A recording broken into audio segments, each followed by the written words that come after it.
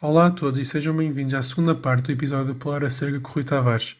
Nesta próxima hora falaremos de diversos tópicos, desde a evolução dos movimentos conservadores e reacionários pela Europa e pelo mundo, como também pela evolução da social-democracia desde a sua gênese até aos tempos de hoje.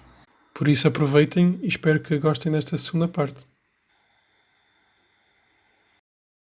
E também, Rui, uma coisa que o Estado Novo fez muito bem, para além de ter dizimado não é bem dizimado, mas ter tirado a força sindical, foi também, como mencionaste agora no fim, as cooperativas.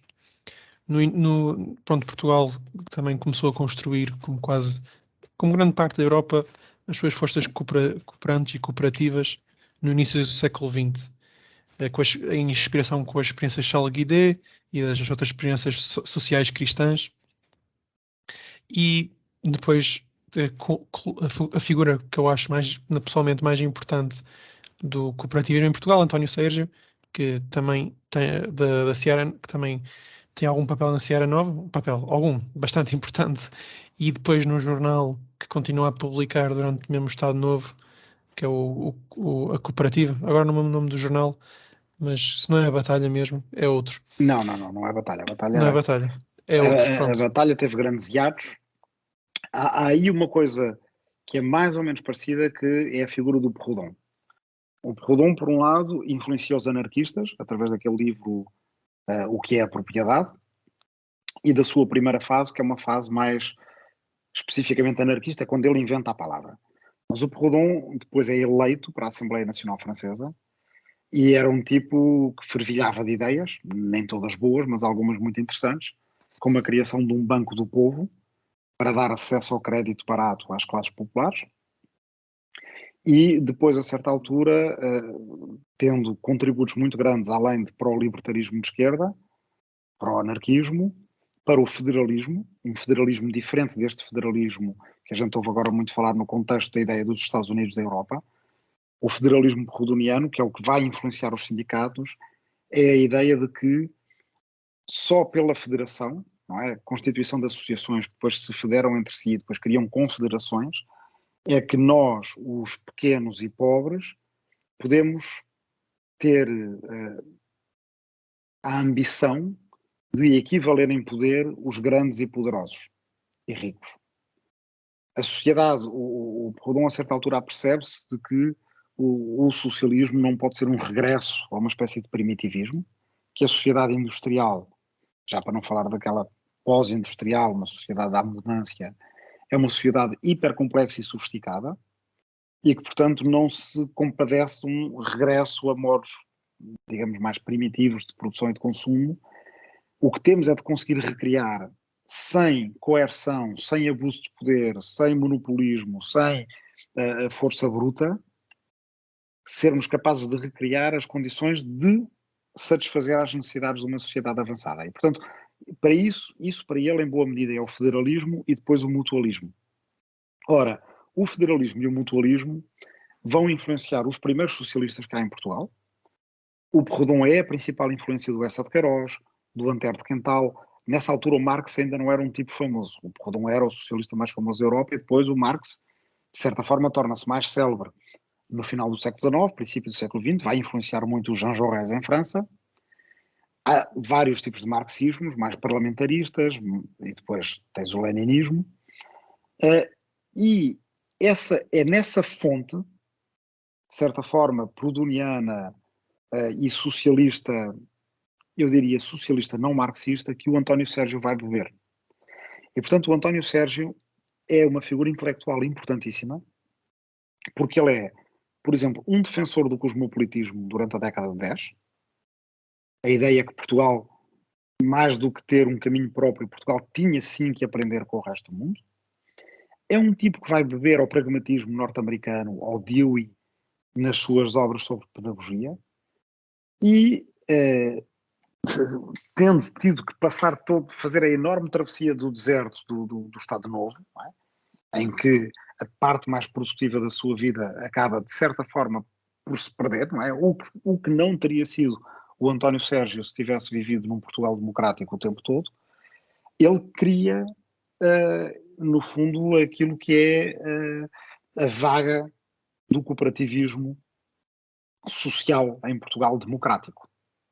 E que depois nos vai influenciar a seguir ao 25 de Abril, tem um grande florescimento a seguir ao 25 de Abril, e de certa forma também é outra tradição que nós podemos e devemos recuperar. Por exemplo, na habitação. Olha, lá está, na liberal Holanda, para dizer assim com algumas aspas, a maioria do mercado de arrendamento é em casas que pertencem a associações e cooperativas sem fins lucrativos. Não são do Estado, mas também não são de privados, não são do mercado especulativo.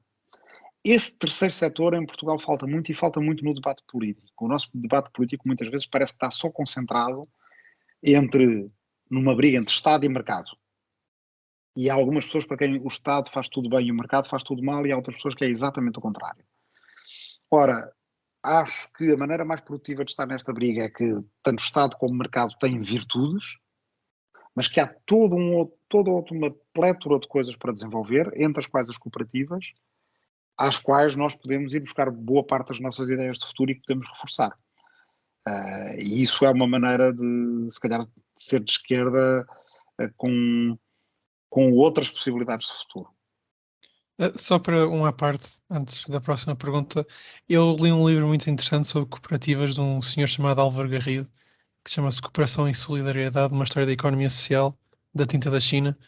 Por isso, se alguém tivesse curiosidade em ler algum livro sobre economia social, que aborda um bocado Polanyi e aborda um bocado a história das cooperativas e do associativismo cá em Portugal até ao 25 de Abril. Desculpa, Rodrigo, fala tu. Não, é uma boa recomendação. Eu agora queria mudar aqui o tema para algo mais atual. Eu não gosto da expressão a história repete-se, porque efetivamente a história nunca se repete. Mas a verdade é que existem ciclos. E no final, ali no período da Primeira Guerra Mundial e no período consequente à Primeira Guerra Mundial, viu-se uma falha por parte dos Estados, eu vou chamar-lhes liberais, não no sentido atual, mas é no sentido da democracia liberal, promoveu uma ascensão do fascismo, primeiro em Itália, depois na Alemanha, em Espanha e em Portugal também. Em França houve experiências. Basicamente, eu acho que só não houve fascistas na União Soviética nesta altura. Hoje em dia, o que vemos é mais ou menos a voltar à ascensão de uma direita herdeira desse fascismo.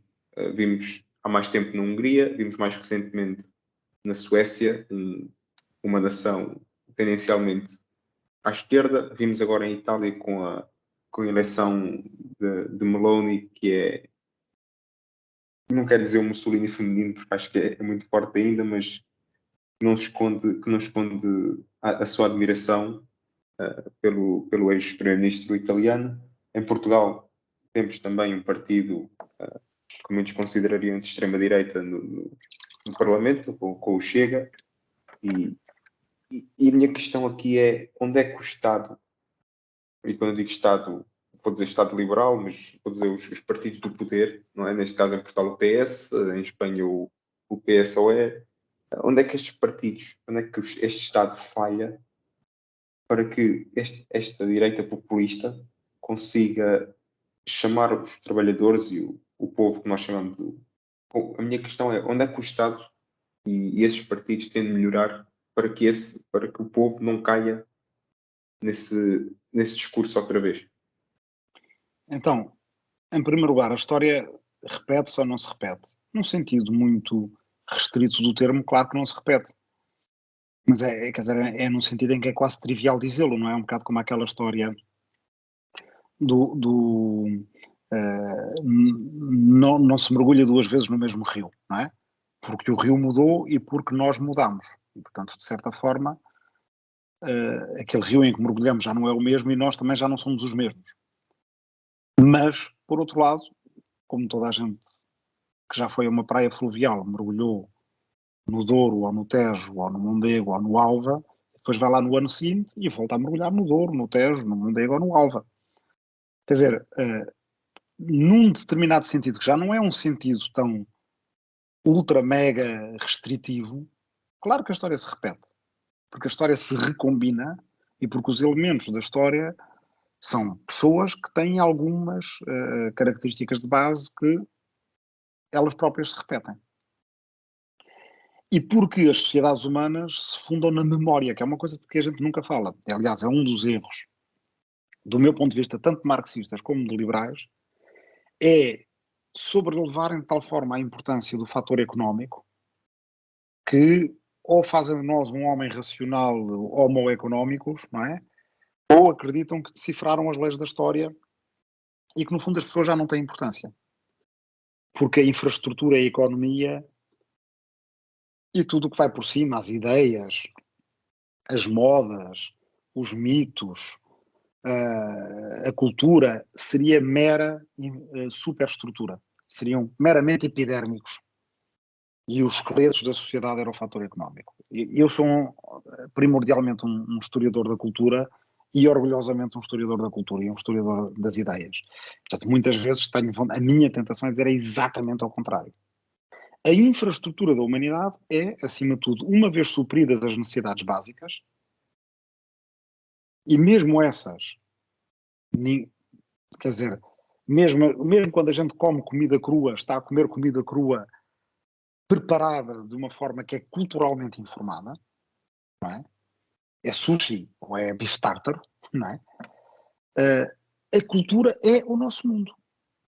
Os humanos vivem na cultura como os peixes vivem dentro da água. Tiras a cultura aos humanos e os humanos morrem. Não se conseguem vestir, não conseguem falar uns com os outros, não conseguem cuidar dos filhos, não se conseguem educar, etc. E é nesse sentido que eu digo que as sociedades humanas se fundam na memória. Precisam de memória. Sem memória tu não constróis comunidade. Não tens uma narrativa acerca de onde é que vieste e para onde é que vais. Não consegues perceber que o Rodrigo que acordou hoje é o mesmo Rodrigo que acordou ontem e que o Portugal que existe hoje, de certa forma, é um Estado sucessor de uma coisa que no passado se chamou Reino de Portugal e que era completamente diferente disto que nós temos hoje em dia e, no entanto, dizemos como se fôssemos nós e tivéssemos as fronteiras mais antigas da Europa, etc. Corolário disto, quando as sociedades perdem a memória, é quando elas se começam a repetir. E, portanto, muita gente diz, temos o fascismo em reascensão porque temos desigualdades. Pode ser, mas quer dizer, nunca deixámos de ter desigualdades, propriamente ditas. E nós temos fascistas em reascensão na Itália, que é um país partido ao meio entre norte e sul, com grandes desigualdades, e na Suécia, que é um país com um fortíssimo Estado Social e bastante homogéneo com grandes desigualdades. Nós temos fascismos nos Estados Unidos e no Brasil. E lá está, mais uma vez, numa acessão hiper-restritiva, não são fascismos, mas nessa acessão hiper-restritiva são o fascismo na Itália e se calhar na Alemanha, e olhe lá, e a certa altura ali durante os anos 20. Como se esses próprios fascismos dos anos 20 e dos anos 30 não tivessem estado sempre a mudar. E quando a gente compara, é comparar com o quê? Com 26, com 33, com 36, com 39, com 45, não é? Numa acessão mais lata, a história rima, pelo menos, se não se repete, e isto que nós temos à nossa frente é claramente fascismo, inspira-se no fascismo. Tem táticas e estratégias que são iguais às do fascismo. Não tem ainda o mesmo poder que o fascismo teve. Se o tiver, só podemos esperar que os nossos países consigam defender melhor da total cooptação do Estado por esses partidos. Mas a vontade de poder está lá, é a mesma. Ingenuamente, nos anos 90 e princípio dos anos 2000, acreditou-se que os países que chegavam a democracias e a estados sociais de mercado e por aí afora, não quereriam voltar para trás. Não houve imaginação suficiente de quem escreveu os tratados da União Europeia, dos economistas, dos cientistas políticos e dos juristas, para imaginar que haveria um Orbán. E que um Orbán quer poder, quer ficar rico, e depois quer mais poder e quer ficar mais rico. E para isso tem que esvaziar o seu próprio país à sua imagem. Isso os historiadores podem ajudar. Aos historiadores nunca falta imaginação para os piores cenários. Só que nós, e que digo Rodrigo e eu, não é? Quer dizer, somos os dois historiadores, e a nossa vocação, a nossa comunidade historiográfica, em boa medida também falhámos às pessoas. Eu penso nisto desde que fui uma vez a Braga e um professor de escola secundária brasileiro em Braga me perguntou se nós também não tínhamos um peso na consciência e se não tínhamos também culpas no que tinha acontecido. E eu acho que ele tinha razão. Os historiadores fecharam-se na academia durante muito tempo. Os historiadores eram sempre os primeiros a dizer: não, essa história de lições do passado é uma maneira de dizer. Na verdade, não se consegue extrair lições do passado. Na verdade, a história não se repete. Nós estamos sempre a repetir que a história não se repete, como se estivéssemos a fazer uma espécie de um encantamento ou de um exorcismo, como se estivéssemos não é, a exorcizar certa coisa. E os nossos concidadãos, não historiadores, perguntavam-nos: olha lá, isto não é muito parecido com os anos 30? E a gente: não, calma. É muito diferente, porque o contexto daquela altura... E, portanto, de certa forma, falhámos aos nossos concidadãos, porque os nossos concidadãos queriam contextualização e esclarecimento histórico. Não queriam que a gente lhes fizesse uma monografia com imensas notas de rodapé. Queriam que a gente lhes dissesse: olha, os Estados constitucionais, os Estados demoliberais, tal como se formam, desaparecem. Entram em colapso. E entram em colapso quando há gente que utiliza as regras do jogo democrático para destruir o jogo democrático. Gente, eu do meu ponto de vista, como precisamente sou de uma esquerda não marxista e de um socialismo não marxista, não é as contradições do capitalismo, não acho que é isso. Não acho que é inevitável que é um jogo de soma económica que inevitavelmente vai dar isto. Não, acho que é memória, é cultura cívica, é política, e ou estamos preparados ou não estamos. Como já passaram 2 ou 3 gerações desde os fascismos, já estamos naquele momento das sociedades em que as pessoas já se esqueceram como é que isto acontece.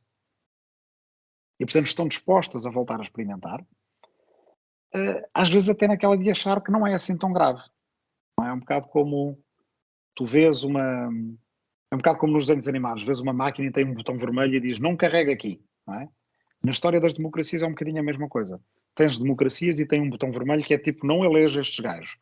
E é uma altura em que as nossas sociedades estão aborrecidas, estão desmemoriadas, estão frustradas, e claro, também há desigualdades e desemprego e tudo por aí afora.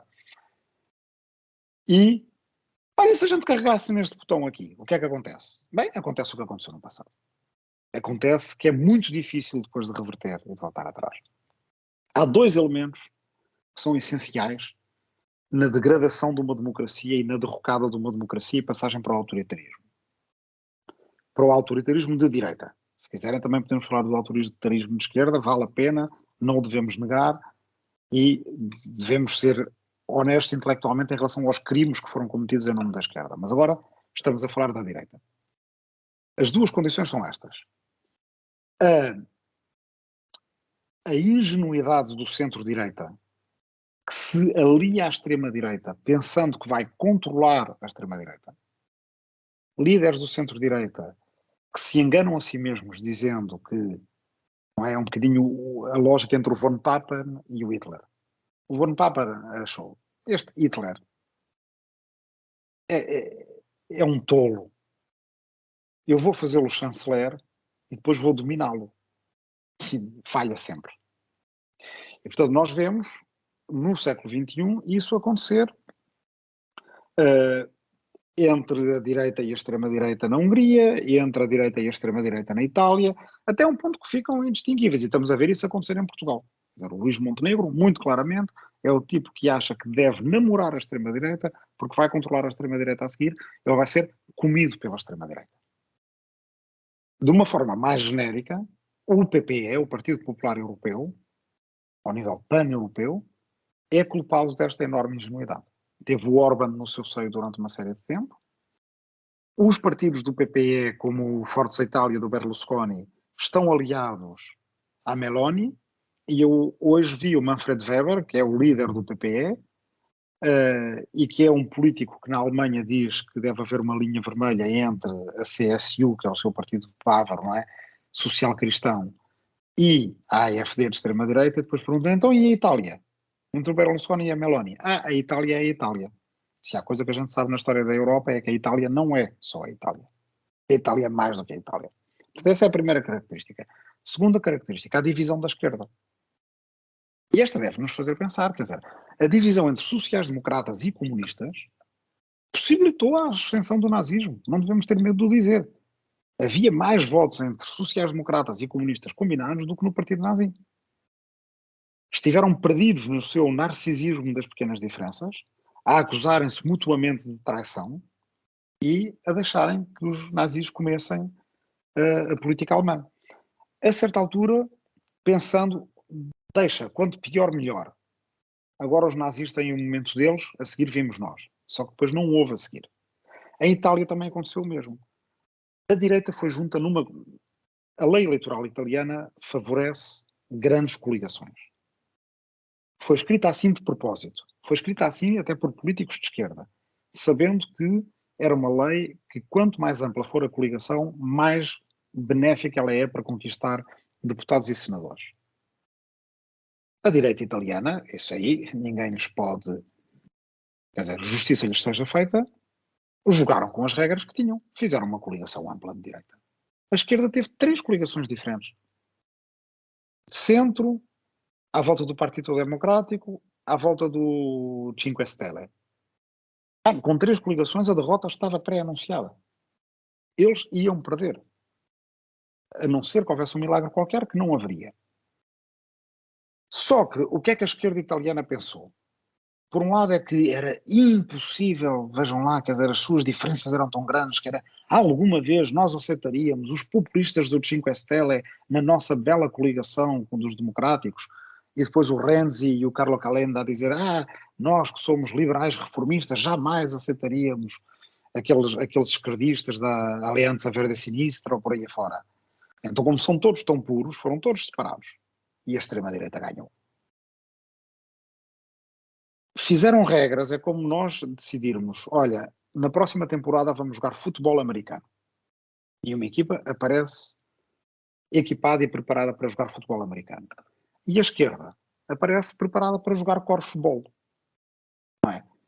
Porquê? Porque a esquerda, em 2022, estava já em competição interna para as eleições de 2026. Nós à esquerda temos sempre esta característica. Somos muito bons a fazer as eleições de daqui a 4 anos. Somos péssimos a fazer as eleições de hoje.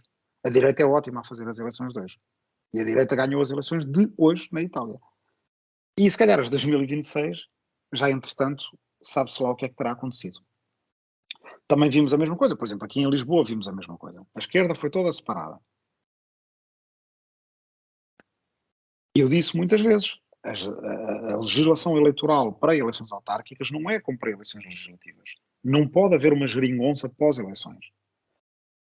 Todos os meus amigos de esquerda votaram pensando, não, bora votar, e depois o pessoal entende-se. O presidente da Câmara é o Carlos Moedas, não é? A direita foi junta, com as regras do jogo que havia. A justiça lhe seja feita. A esquerda enganou-se a si mesma e ao seu próprio eleitorado, indo separada. Aprendamos com essa lição, porque as consequências no futuro, inclusive em Portugal, podem ser muito mais sérias do que aquilo que a gente pensa. E falando um bocado outra vez, tocar nessa segunda parte que falas da esquerda, obviamente que não é um agente, mas ser um facilitador, não é tanto a esquerda em si, mas a desunião na esquerda. Ser um facilitador à extrema-direita.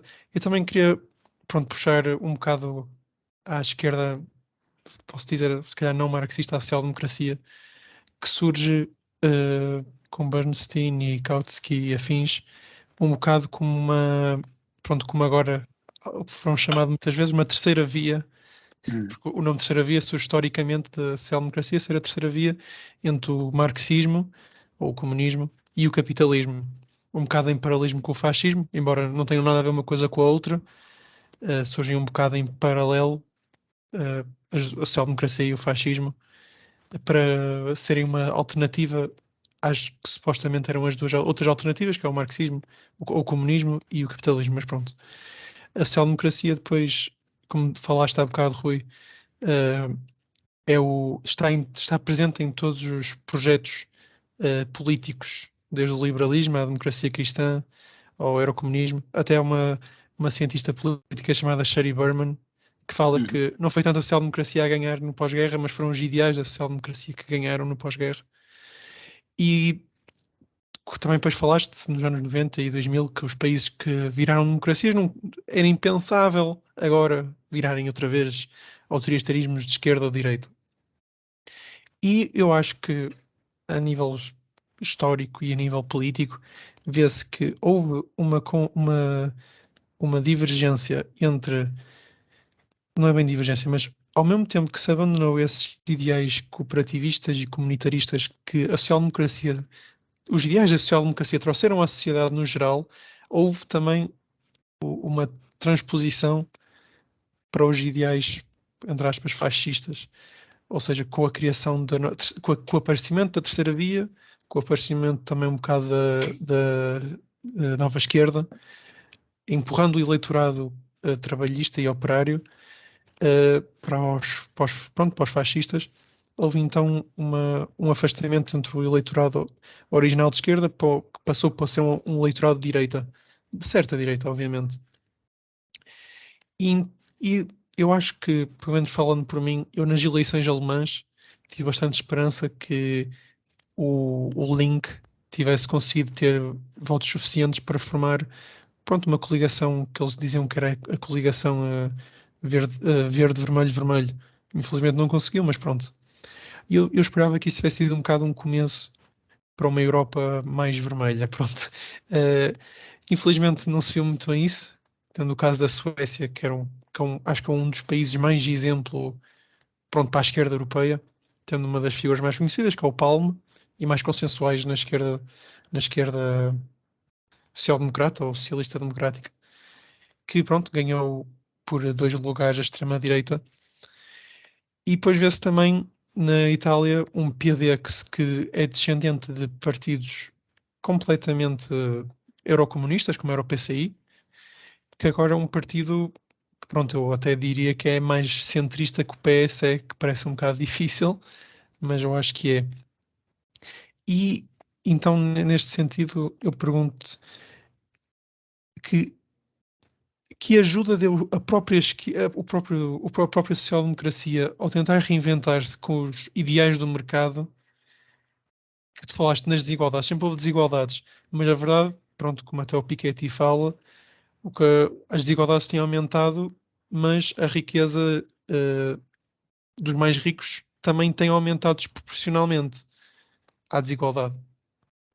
Ou seja, pronto, finalizando, achas que o abandono, se calhar, de um Estado Social forte, não é bem Estado Social forte, mas o abandono do Estado Social e do universalismo e do gratuitismo, transcendente a classe, transcendente a riqueza da social-democracia, ou pronto, incluindo a tua esquerda, que também acho que a social-democracia abrange um bocado, achas que ajudou também o neoliberalismo, pronto, resumindo, o neoliberalismo inserido na esquerda também não terá ajudado estes Orbãs da vida e estas Melonis?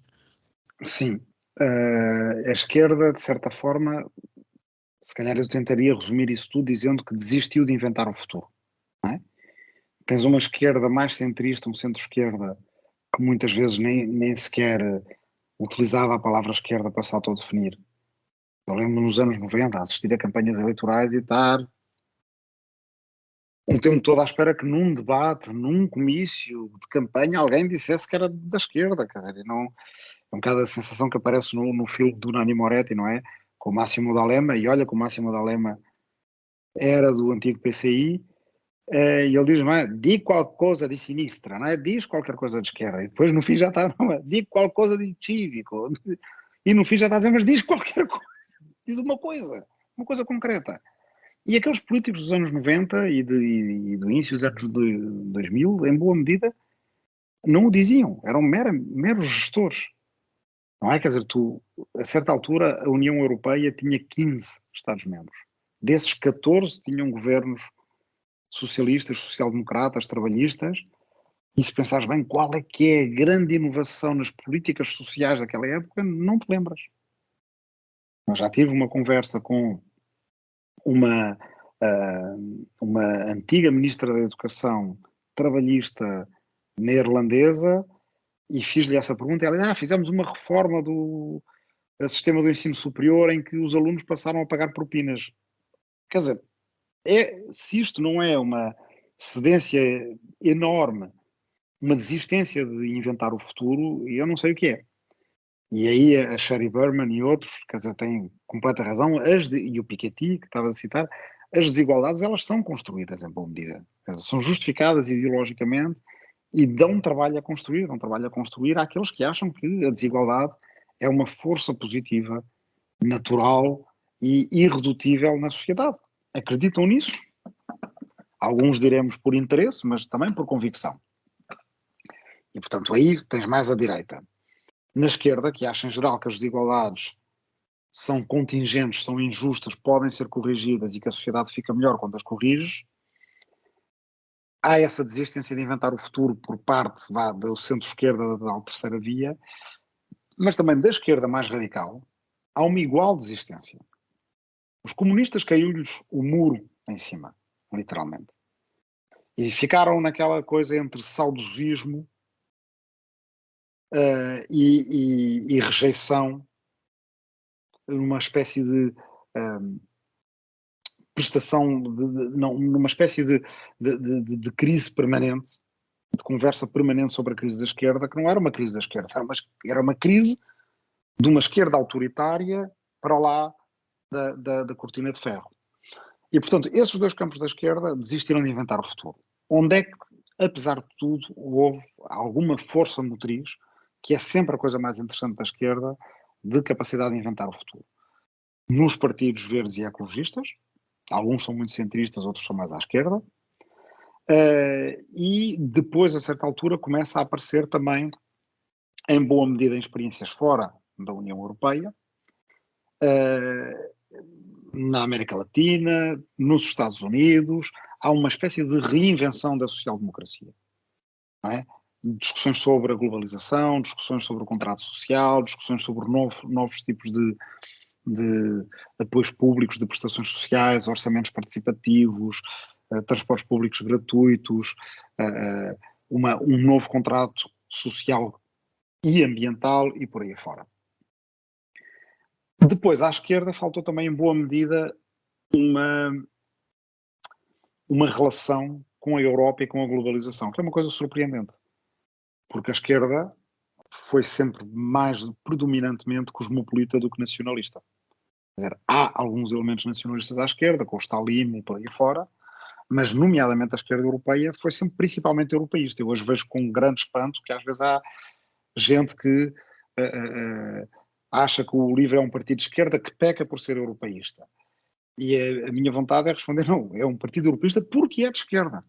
Porque faz parte do património da esquerda europeia o querer construir, e não sendo marxista, às vezes dou por mim a citar a Sagrada Escritura aos marxistas, quer dizer, lembras-te qual é que é a primeira frase do Manifesto Comunista? Não é? Um espectro ronda o quê? Não é ronda a Alemanha, não é ronda a França, é ronda a Europa. E, portanto, o horizonte europeu é o horizonte político da esquerda europeia e, mais do que isso, o horizonte global. Sempre percebemos que as solidariedades têm que se fazer sentir para lá de fronteiras e que não adianta tentar fazer o socialismo num só país. Portanto, o que é preciso é fazer um combate às desigualdades à escala global. Ora, uma boa parte da esquerda, como a gente sabe, demitiu-se completamente de pensar a União Europeia e de ver o que na União Europeia haveria de interessante a construir. E ao demitir-se disso, abandonou o campo e deixou os próprios sociais-democratas também só com aliados entre os liberais macronianos e por aí afora. Muita gente queixa-se, não, mas a União Europeia são os Macrons desta vida. São os Macrons desta vida. Se tu desistires de pensar a União Europeia, se desistires de mudar a União Europeia, e então aí restam os Macrons desta vida. E, na verdade, a cidadania europeia, em boa medida, não quer perder esta coisa, apesar de tudo fantástica que se criou, não é?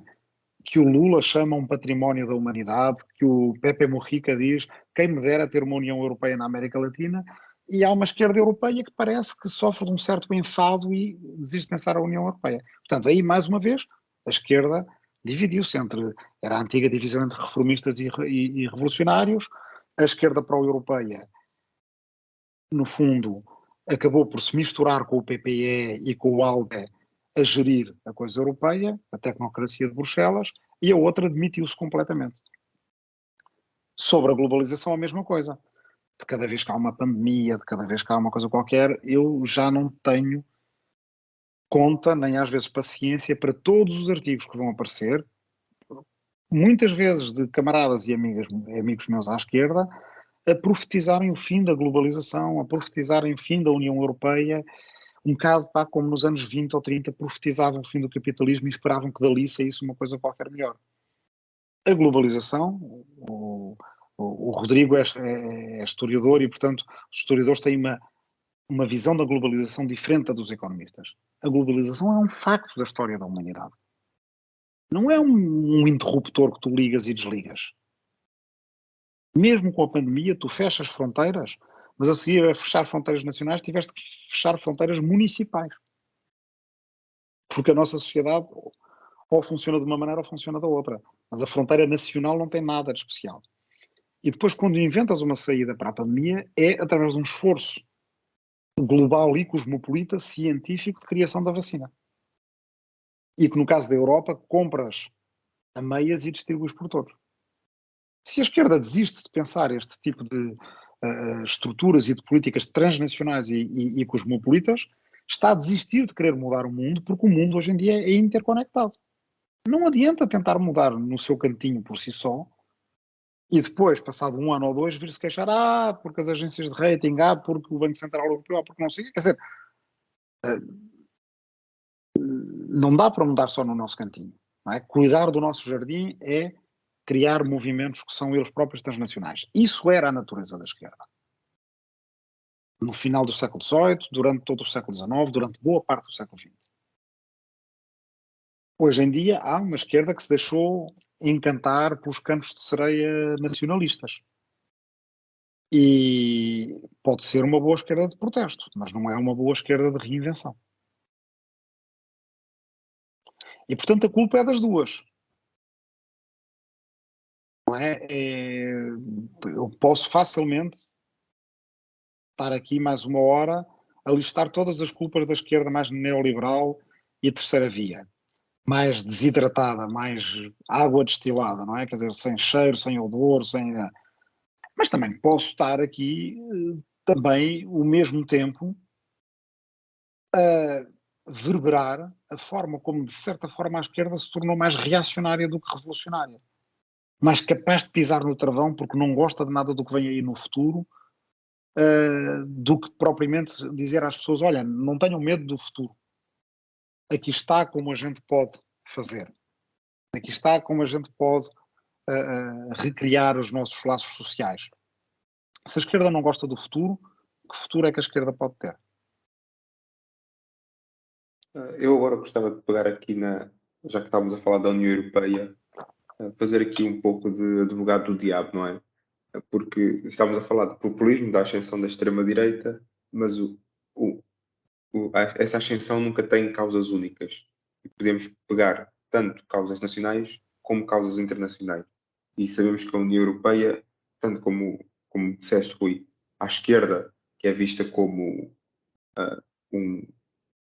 uma mascote dos Estados Unidos e o imperialismo e tudo isso, e à direita é vista como um progresso que é o fim dos nacionalismos e portanto há críticas dos dois lados. A minha questão para ti era então, qual é o processo para tornar a União Europeia mais democrática, para integrar todos os países de uma forma mais igual, para que não exista, pelo menos à esquerda, não é? Porque à direita o sentimento cultural dos nacionalismos, e isso ultrapassa se calhar um pouco a ideia que eu quero expressar aqui, mas como é que transformamos a União Europeia para que não só para que as pessoas que vivem na Europa se interessem mais pelo que se passa nos órgãos da União Europeia, seja para as eleições do Parlamento Europeu, seja para a forma como funcionam todas as instituições, como é que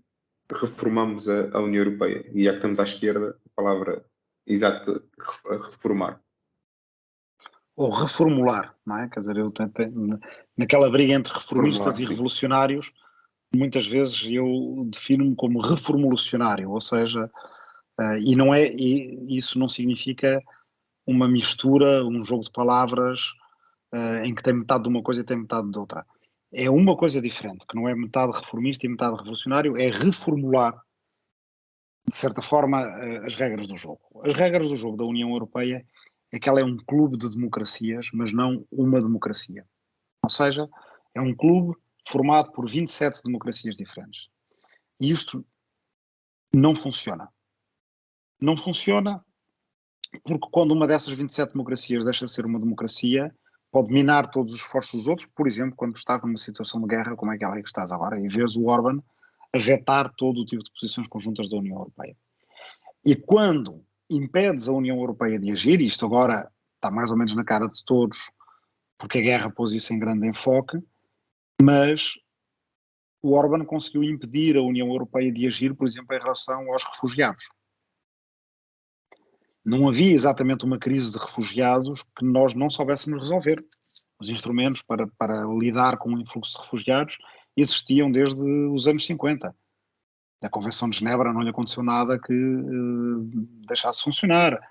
O Acnur, nós durante décadas fizemos integração, acolhimento, gestão, distribuição, cotas de refugiados, sem isso provocar nenhuma, inclusive é da Hungria.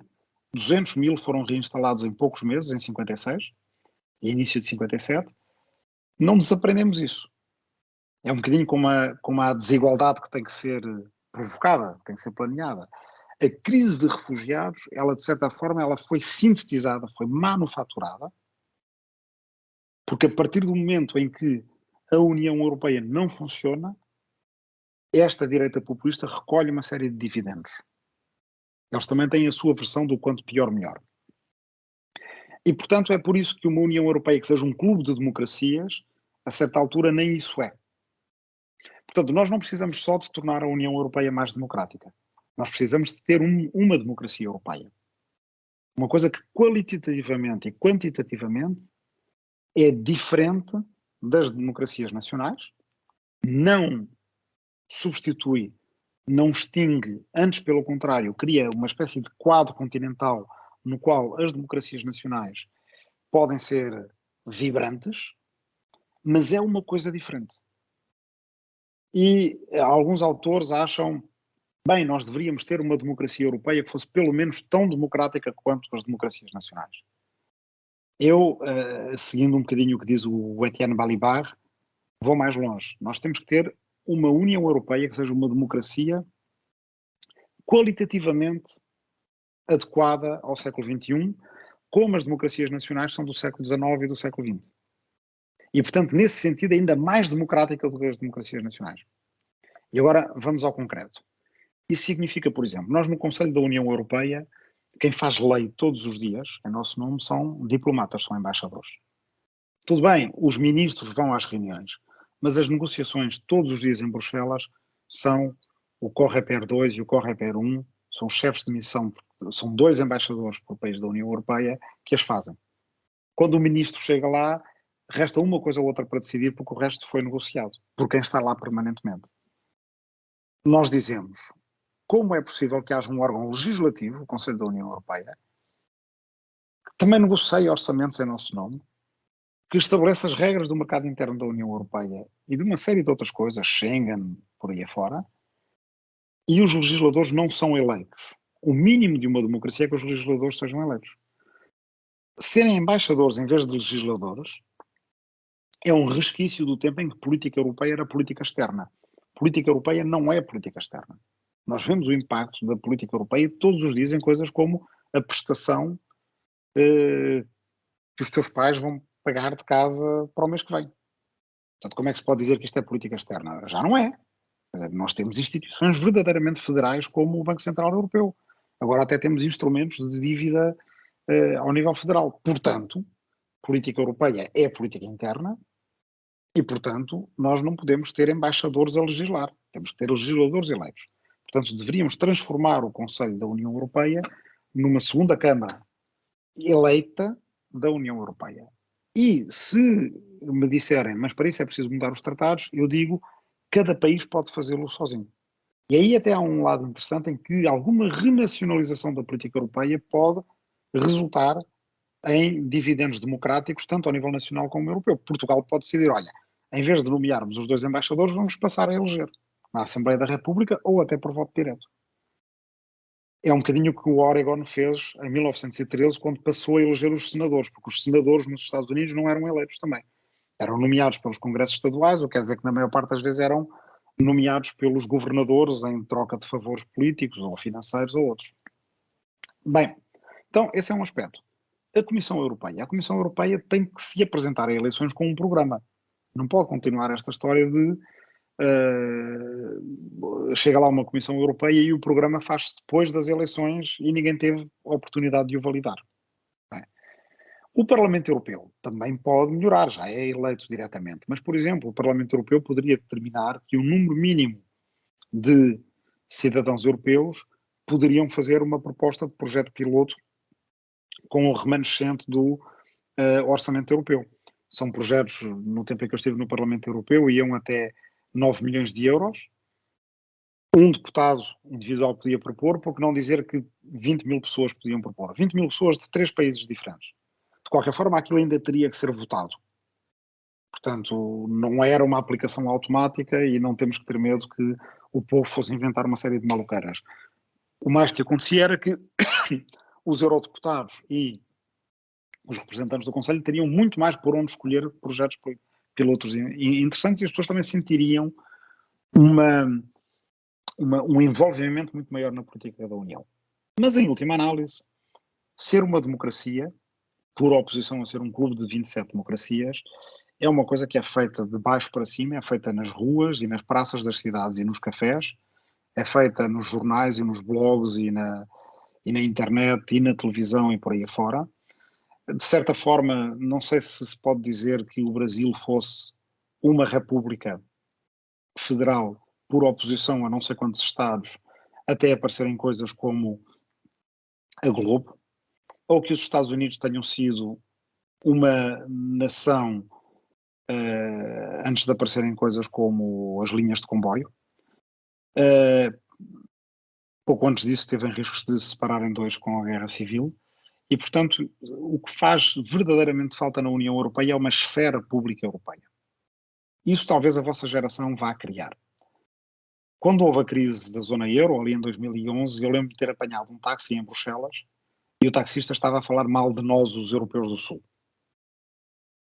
Preguiçosos, endividados, a história do costume. E eu comecei a dizer que não era bem assim, porque a dar-lhe o outro lado da moeda, literalmente.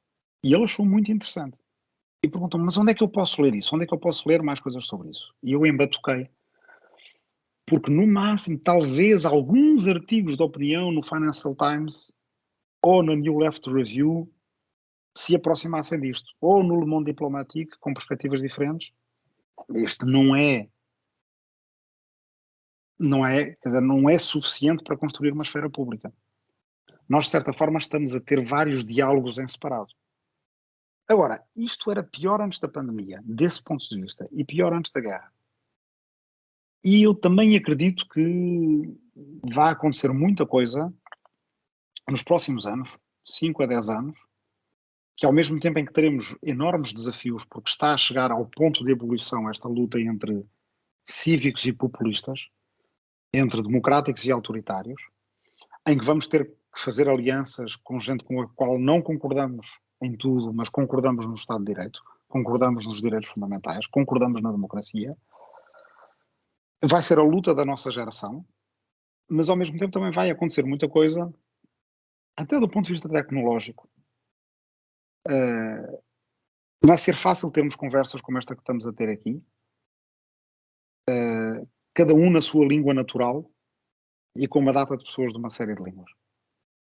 E basicamente tradução e interpretação simultânea de máquina. Se não for possível ter essas discussões oralmente, vai ser possível tê-las por escrito. Eu sei que boa parte de vocês já escrevem e falam inglês com uma grande naturalidade, mas mesmo assim, ter uma discussão política na qual algumas pessoas estão a falar a sua língua natural e outras estão a falar uma língua adquirida, introduz logo um diferencial de poder, de capacidade de persuasão que é enorme. E introduz uma certa artificialidade na construção de uma política transnacional, de uma política cosmopolita que não ajuda a criá-la. Por isso, no século XIX, quando fizeram a Internacional, a primeira Internacional, quer dizer, eram umas dezenas de pessoas. Eram verdadeiramente os cocabichinhos da política que estavam mesmo empenhados naquilo e que se encontravam em Bruxelas ou em Londres para fazer política. E depois vinham para os seus países e os movimentos de massas eram criados, não é, de acordo com outras dinâmicas. Mas eu creio que está aí já a nascer uma política transnacional em boa medida movida pela juventude, em que vocês estabelecem diálogos muito fáceis com jovens de outros países e em que vão conseguir fazer uma resistência em boa medida antifascista para lá de fronteiras,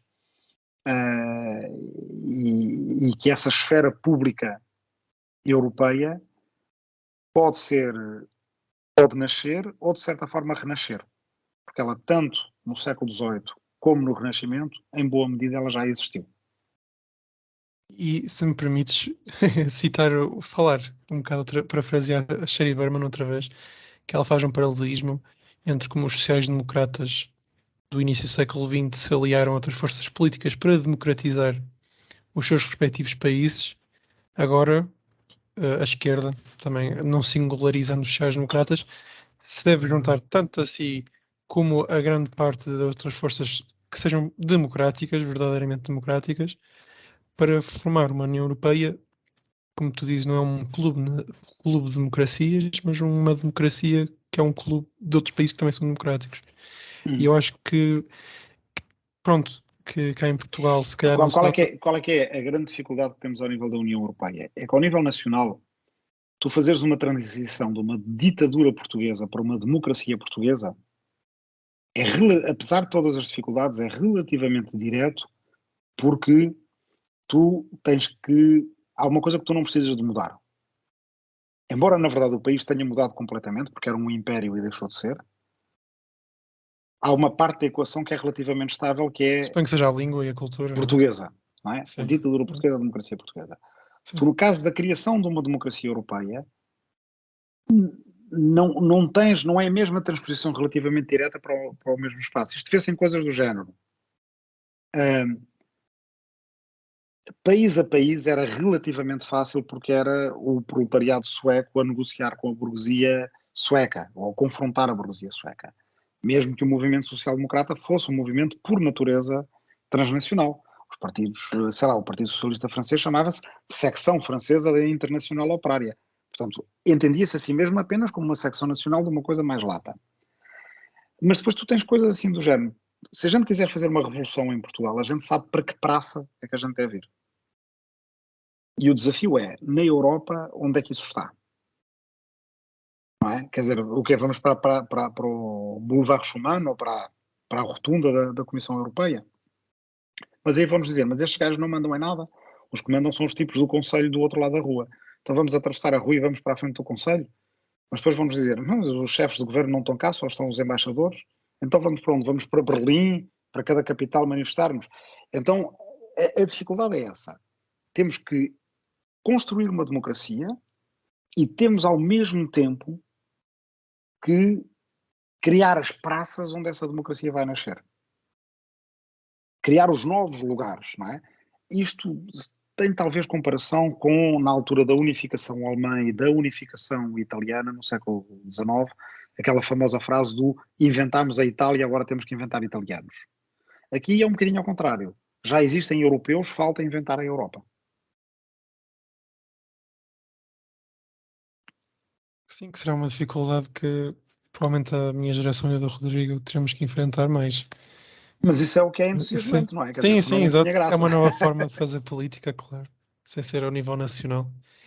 E pronto, Rui, uma última pergunta antes de finalizarmos. Um bocado voltando ao início, que é a primeira pergunta sobre a biblioteca, gostava de perguntar quais é que são, mas definitivamente, as figuras ideológicas ou políticas, ou ambas, que às vezes convergem, que tu tens que moldaram o teu pensamento até o dia 2, e se tinhas alguma referência bibliográfica que acho que é de extrema relevância que qualquer pessoa que nos esteja a ouvir leia. Tenho. Vamos começar pelos autores de ficção. O Oscar Wilde é um caso muito interessante. E tem um pequeno livro que se chama A Alma do Homem sob o Socialismo, que é extraordinário, porque não se trata, não é um livro sobre o socialismo que não é escrito por um economista, não é escrito por um esteta, é escrito por um artista e um poeta. E o que é interessante é que estabelece, no fundo, ali uma tradição de um socialismo que é ao mesmo tempo individualista, respeitador da expressão individual e, mais do que isso, que luta por um socialismo onde se pode dar finalmente o florescimento dessa expressão individual. Porque não estás a ser explorado, não estás a ser dominado, tens mais tempo para ti e por aí afora. Tens mais acesso à cultura e tal. Portanto, A Alma do Homem sob o Socialismo, ainda por cima é um livrinho pequenino, vale imensa a pena ler. E curiosamente há aí uma edição portuguesa que, se não me engano, tem o Banqueiro Anarquista do Fernando Pessoa de um lado e A Alma do Homem sob o Socialismo do Oscar Wilde do outro lado. Um bocadinho quase com aquela leitura, aquela interpretação que se faz muitas vezes do Banqueiro Anarquista, que é isto é irónico, não é bem assim. Claro que o fim do Banqueiro Anarquista, que é um conto do Fernando Pessoa, o fim é um fim que é surpreendente porque é um daqueles contos paradoxais do Pessoa. Mas a descrição do percurso ideológico do anarquista com quem o narrador está a jantar e que depois se revela ser um banqueiro que fez o anarquismo para si mesmo, por assim dizer, e esse é o paradoxo que é interessante, está muito bem escrito. E, portanto, essa edição é muito gira. Fernando Pessoa, o banqueiro anarquista, Oscar Wilde, A Alma do Homem sob o Socialismo. Depois, ainda na ficção, gosto muito de um autor checo chamado Karel Čapek, que escreveu um livro extraordinário chamado A Guerra das Salamandras. É uma espécie de prefiguração da Segunda Guerra Mundial, mas que tem um elemento fascinante que tem a ver com a relação entre os humanos e a natureza, os humanos e as outras espécies. Muito interessante, muito relevante e ainda por cima extraordinariamente divertido de ler. Gosto muito do Italo Calvino e sou fascinado por uma geração de escritores italianos que incluiu o Italo Calvino, a Natalia Ginzburg, o Cesare Pavese e outros. Em filosofia, em boa medida, a Hannah Arendt, o Proudhon, do Princípio Federativo, e o Tolstói, que influenciou o Gandhi e o Martin Luther King, portanto um anarquismo pacifista, por assim dizer. Depois, entre os economistas, talvez o Carlo Polanyi. Eu acho o Polanyi interessante, gosto muito do Keynes também. Acho que há um livro do Keynes que é pequeno e que vale imenso a pena ler, devia estar em todos os currículos de história das escolas europeias, que se chama As Consequências Económicas da Paz, não é? Sobre o Tratado de Versalhes. E por aí podíamos continuar. Pronto, Rui. Obrigado pela presença aqui no podcast de Pular a Cerca e obrigado a todos que nos ouviram. Resto de boa noite. Boa noite, gostei muito.